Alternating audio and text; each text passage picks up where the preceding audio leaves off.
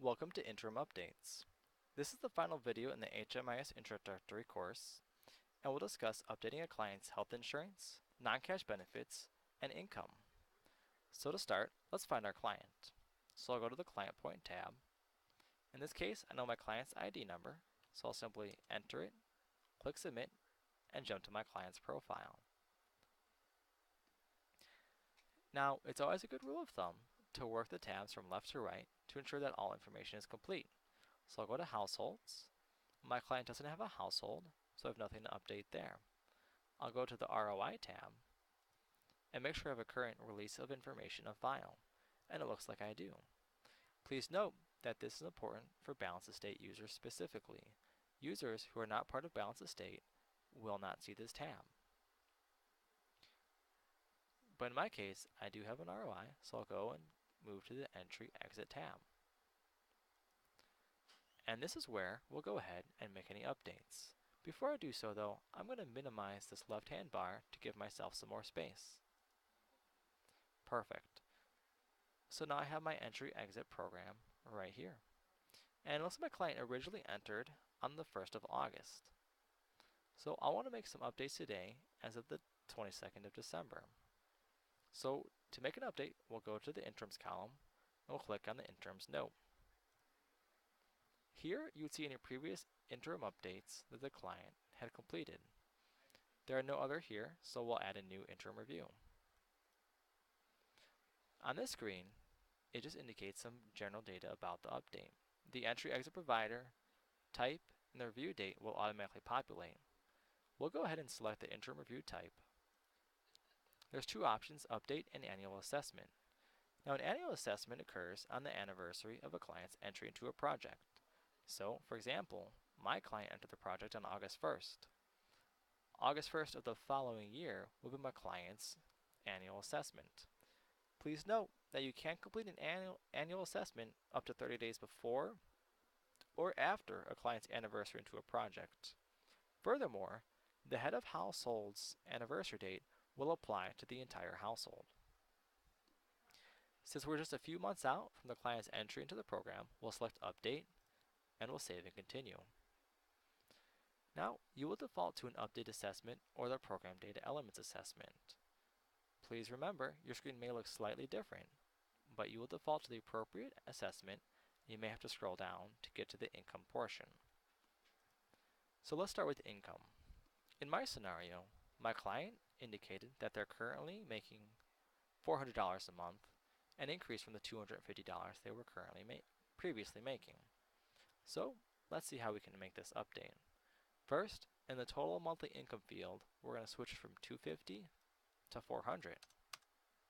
Next, from the income from any source field, we're going to confirm that the appropriate answer is selected. In this case, they are still making income, so it is correct. So let's click the magnifying glass.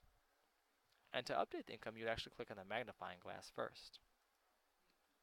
This will list all the incomes that your client has or has not reported. So to sort, you can click on any of the blue column headers at the very top. Currently, you can tell by the black arrow, it's sorted by date. I want to sort by monthly amount, so I'll just click on monthly amount, and my page will sort accordingly. So in my scenario, my client was making $250 of earned income, and now they're making $400. As a rule of thumb, every time you make an update or a change, you'll create one additional row. So for example, since I'm updating earned income, I will add one additional row of earned income.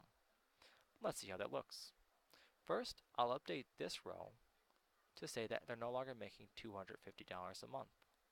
I'll click on the pencil, and I'll end the fact that they were making $250 a month. So the only field I'll change on this page will be the end date, and this should be the day before the client reported the new income to you. So since the client reported the income to me on December 22nd, I'll put the end date as the day before on December 21st. So the proper way to read this line is now that between August 1st and December 21st, the client was reporting $250 of earned income per month. Now remember, for every update, you'll add one additional row. So let's scroll down and we see a convenient add button. And this is how we'll add the additional row to record the new income of $400. So select add. We'll select the source of income, which was earned income, and we'll report the new amount the client recorded.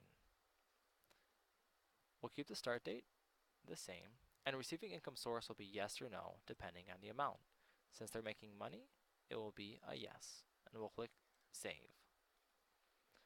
So looks like we have our second row. So now we have 2 rows of earned income.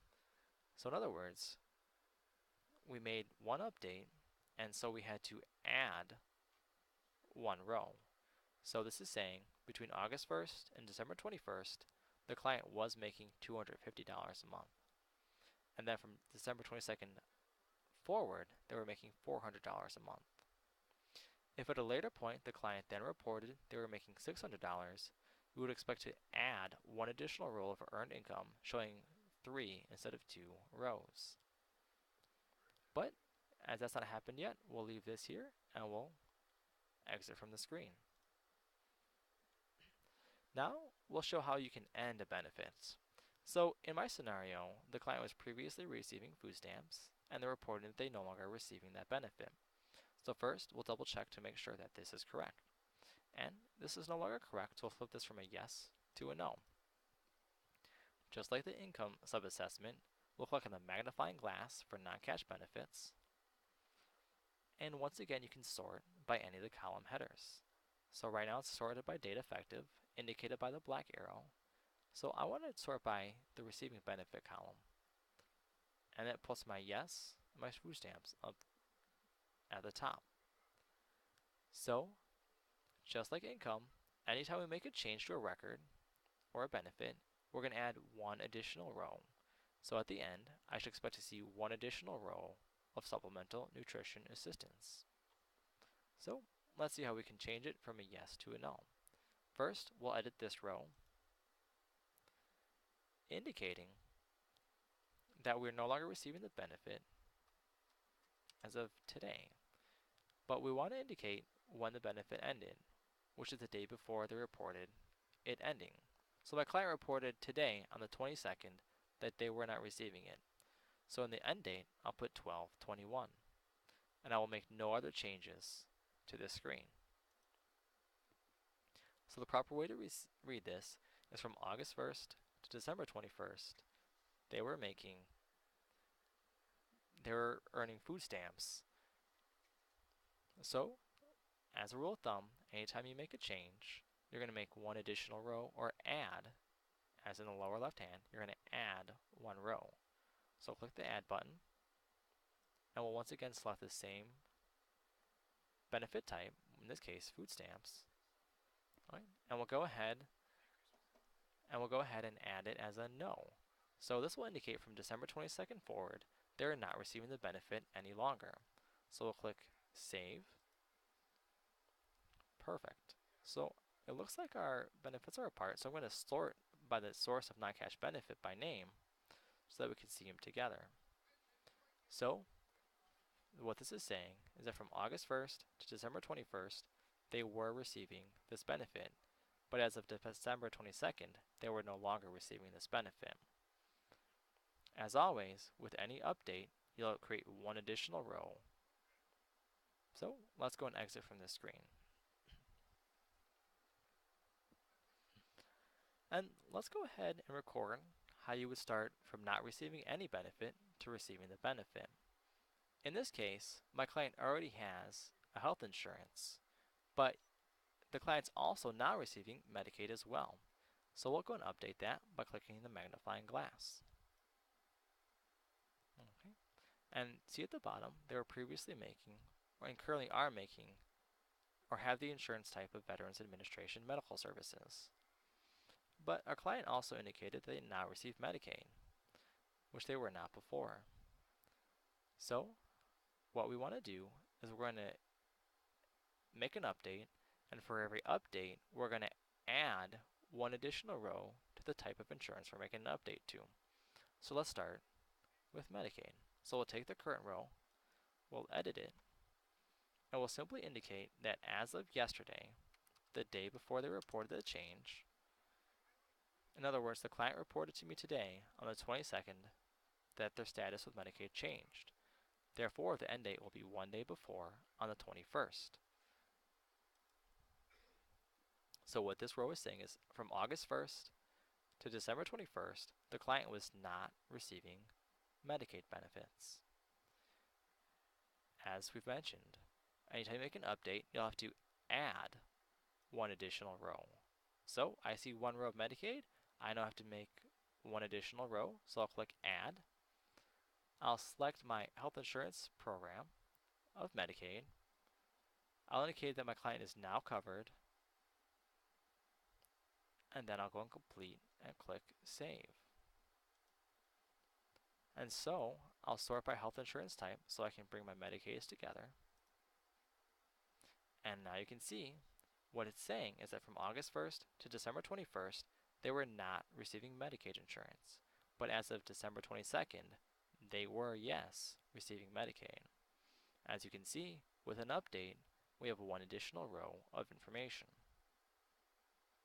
So we'll click Exit from here. Perfect. And disabilities will work the exact same way. In addition, you'll want to make sure that if their education or the reported domestic violence has changed, you'll want to go ahead and update these fields as well. So that's Interim Updates. You'll just simply end by clicking Save. You'll go up to the Household Members section and complete updates for any household members as well, if there are any members in the house. And we'll click Save and Exit. We'll exit one more time, and we'll see our Interim Update column update with a number 1. This column will continually add how many updates you've done for the client. That's the completion of Interim Updates and the completion of HMI's introductory training. Thank you for watching, and have a wonderful rest of your day.